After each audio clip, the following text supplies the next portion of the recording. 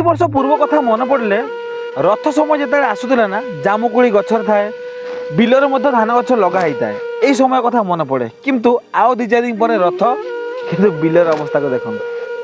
ନା ବିଲରେ ପାଣି ଅଛି, ନା ବିଲରେ ହଳ ଅଛି, ନା ଚାଷୀ ଭାଇ କେବେ ବି ସ୍ୱପ୍ନରେ ସୁଦ୍ଧା ଭାବିନଥିବ ଯେ ଏ ବର୍ଷ ସେ ଚାଷ କରିବ କି ନାହିଁ ବୋଲି। ଇଏ ହେଲା ପ୍ରକୃତିର ଖେଳ। ସମୟ ଯେମିତି ବଦଳି ବଦଳିକା ଯାଉଛି, ପ୍ରକୃତି ବି ଠିକ୍ ସେମିତି ତା ରୂପ ରଙ୍ଗ ଢଙ୍ଗ ବଦଳି ବଦଳି ଚାଲୁଛି। ତ ଏତିକି ଏଇ ମସିହାରେ ଏଇ ପରିସ୍ଥିତି ଆସୁଛି, ଆଉ ଆଗାମୀ କିଛି ବର୍ଷରେ କ'ଣ ପରିସ୍ଥିତି ହେବ ତାହା କଳ୍ପନା ବି କରିପାରିବେନି। ସେଥିପାଇଁ ମାଳିକାରେ ବୋଧେ ଯେଉଁ ଲେଖା ଗୁଡ଼ିକ ଲେଖା ହେଇଛି ତାହା 100ରୁ 1000% ବୋଧେ ତାହା ସତ। ଆଗକୁ ଏମିତି ଗୋଟେ ସମୟ ଆସିବ, ଗୋଟେ ଠୋପା ଘିଅର ଦାମ 5 ଟଙ୍କା, ଗୋଟେ ଠୋପା। ଆଉ ତେଲ ଚାଉଳ କଥା ତ କାହିଁ କେଉଁ ହିସାବରେ ଥିବ ତାର ଅନୁମାନ ମଧ୍ୟ କରିପାରିବେ ନାହିଁ। ଜୟ ଜଗନ୍ନାଥ। ଏବେଠାରୁ ପଇସାକୁ ଯଦି ସଞ୍ଚିତ କରିକି ନ ରଖିବା, ଆଗାମୀ ଦିନରେ ଭିକ ମାଗିବାଟା ପକ୍କା କଥା।